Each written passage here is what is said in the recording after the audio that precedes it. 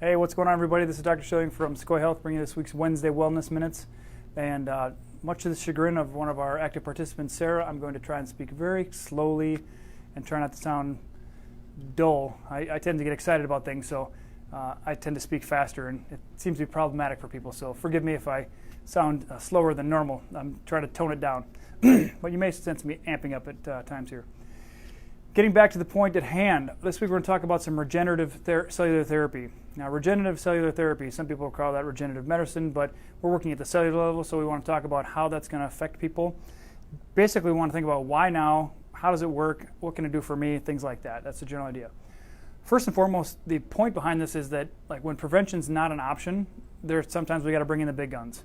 Sometimes people are, something is so trashed or so far beyond, or it seems unrecoverable, depending on whether it be a joint or a ligament or someone's autoimmune condition and things like that. So we want to understand that there are many things we can do. So let's kind of step into that.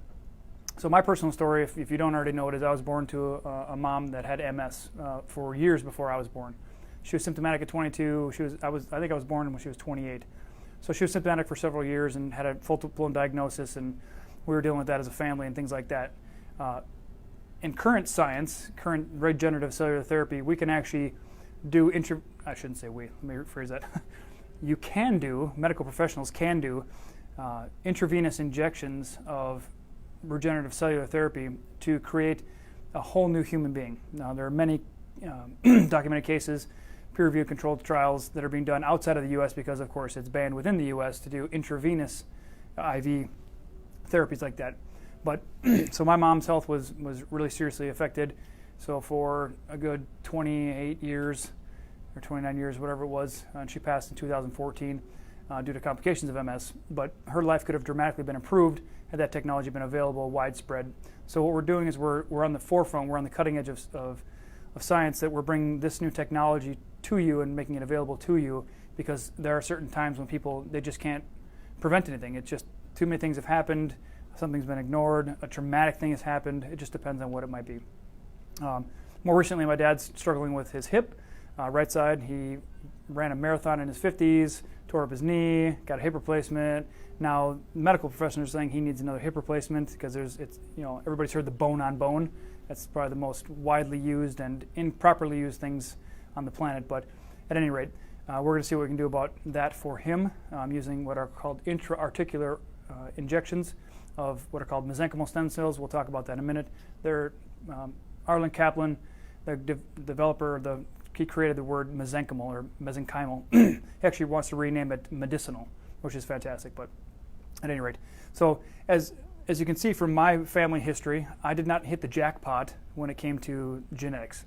But as you always hear me say, DNA is not your destiny, it's your opportunity. So when we use these tissues, and we'll talk about them in a little bit, how they can improve us and help us feel better and heal faster. Basically what these type of cells do, people think of them as stem cells, but we think of them as the raw materials. What they're really is, they're the building blocks for the human body to heal, and it's basically taking the tissues that you would have had as a fetus, not from a fetus, but if you had them as a fetus, from your umbilical cord and stuff like that, it would have helped you heal. And we'll talk about the statistics and how many you had at birth and stuff like that, but just as a brief overview. Another great thing they do is they increase blood flow, they increase circulation, angiogenesis, create blood flow. That's a really important tool that they help you with. So understand that that's one of the great things when you do like plasma-rich, platelet-rich plasma injections into joints. That's a PRP for sure. We'll just call it PRP. It's a mouthful.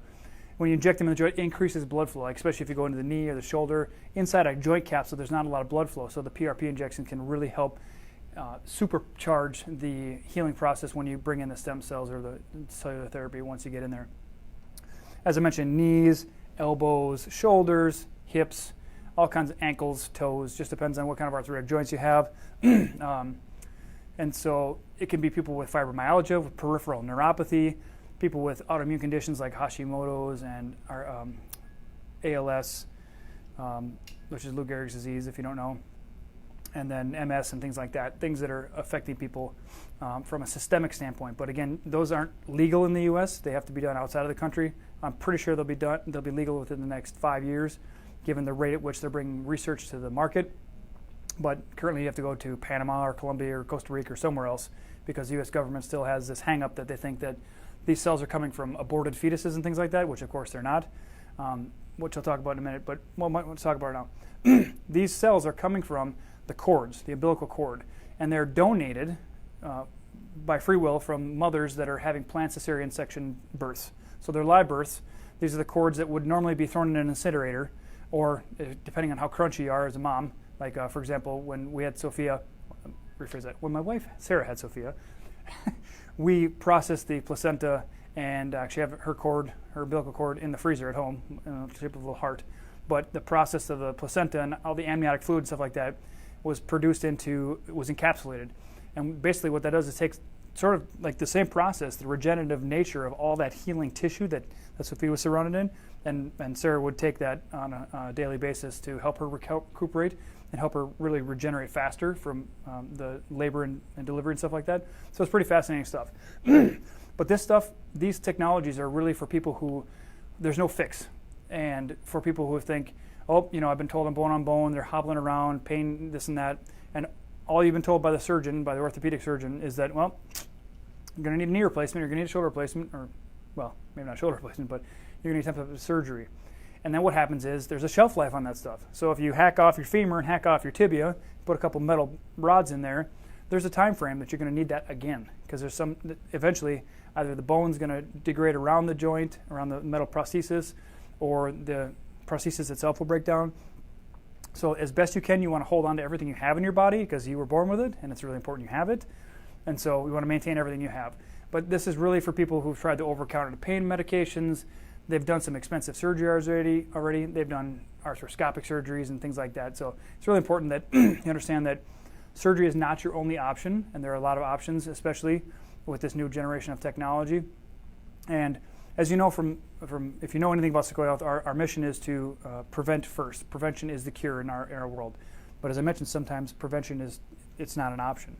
And therefore, we want to be on the cutting edge of science and bring in the best technologies available on the planet, really, to help you and overcome your challenges. So that's why we're bringing this to you now, because we finally have access to it, and it's becoming more widespread, and we know the quality of the tissues and things like that, and so it's really the opportune time to start implementing this.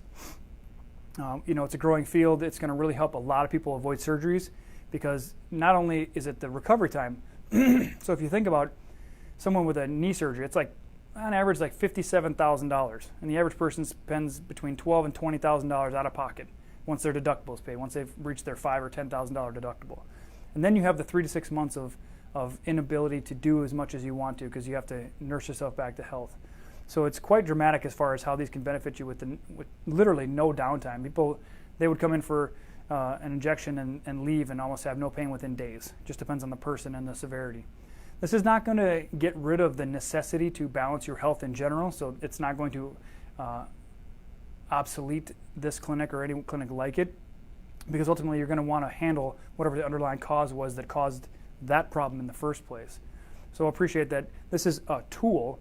Like if I'm a carpenter, right, we'll talk about chiropractic and regenerative cell therapy and brain training and QNRT and PEMF, and so I got all these tools here.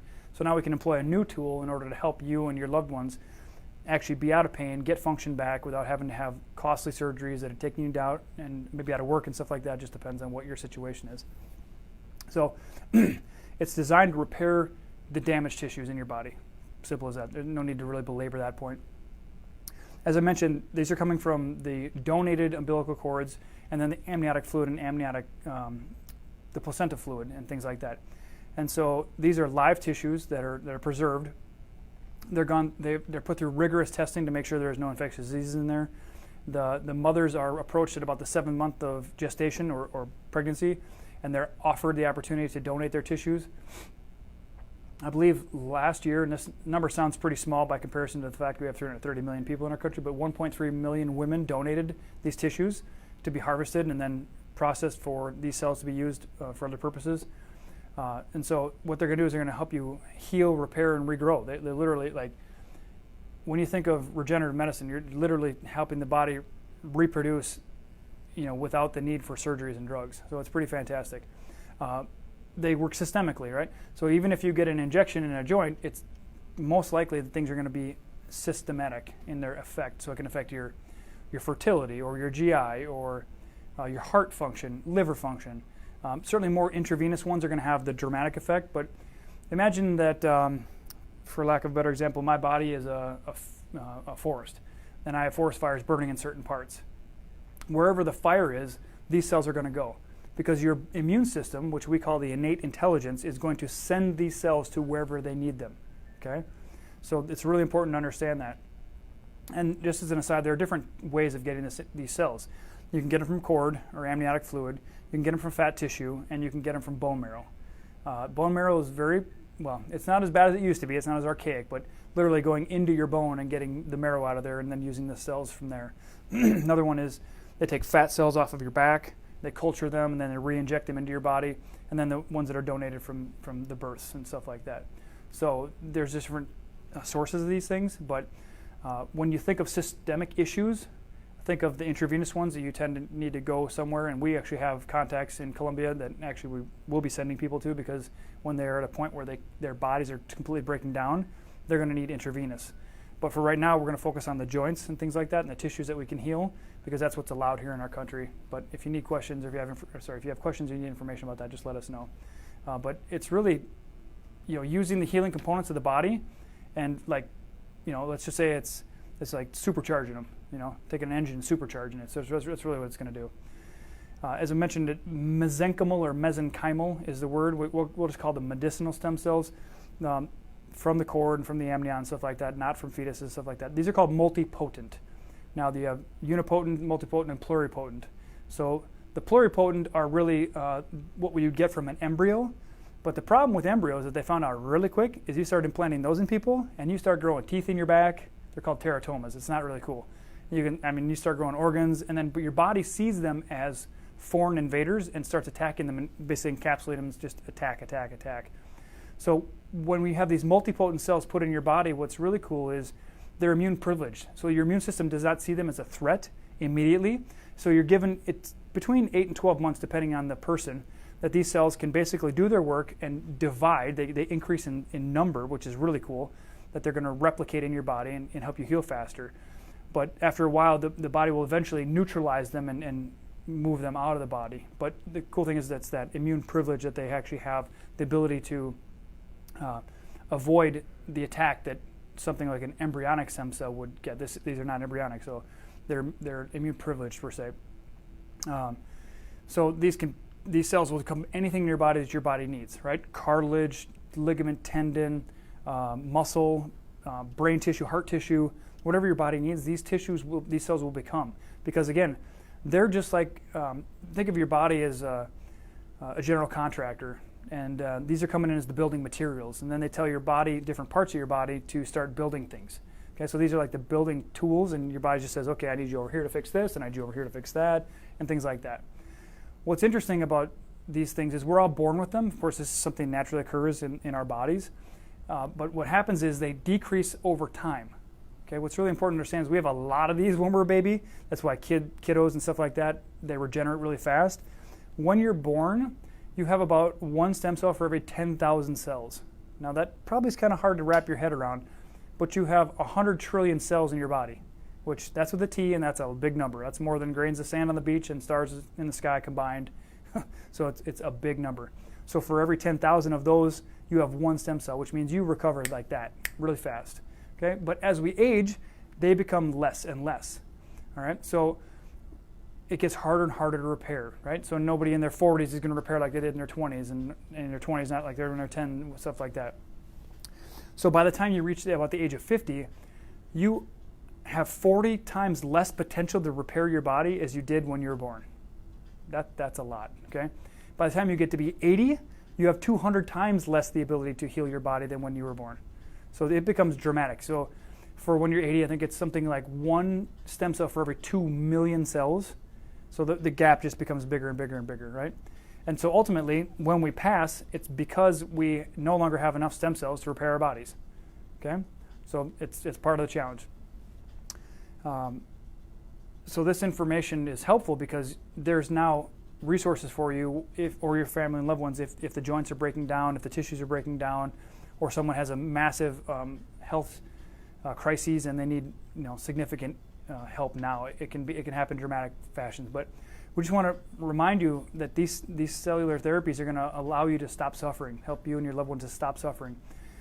You'll be able to return to your function without downtime. I mean, that's amazing, right?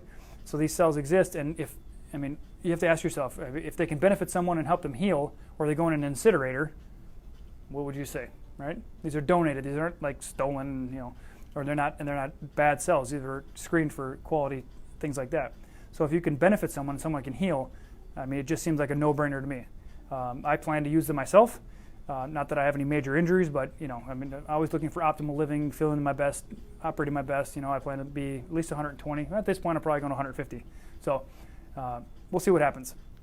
But if you have questions about this, which you're going to certainly have, keep in mind we're going to be doing classes in here for a select number of our participants to give them more information about it, inviting you and your friends and families in to learn more about this. I'll be doing presentations on it so people can understand like the full depth and breadth of it. This is like a micro spectroscopy, whatever you want to call it, of the information. But I want to keep it really condensed down so it wasn't overwhelming. I believe I didn't talk too fast this time, so hopefully everybody's been able to keep up. And that's not a judgment on you. That's just me getting way too excited and running off at the mouth. So let us know if you have any questions. You can comment below, because I can assure you if you have a question or an idea or a thought or concern or whatever it might be, other people are going to have that. So let's just create a forum and a community that provides information, because we're here to serve you. We're here to provide that information for you, and I want to be able to give you that information for you. So either call us, email us, text us, send a message below. Share this with your friends and family so they can understand like what new things are on the horizon as far as opportunities to heal and opportunities to eliminate pain and suffering and unnecessary limitations on what you do in life. And it doesn't have to put you down. It doesn't have to take you out of the work for 3 months, 6 months. You don't have to hobble around, So let us know how we can serve you. We're going to be bringing you more information on this.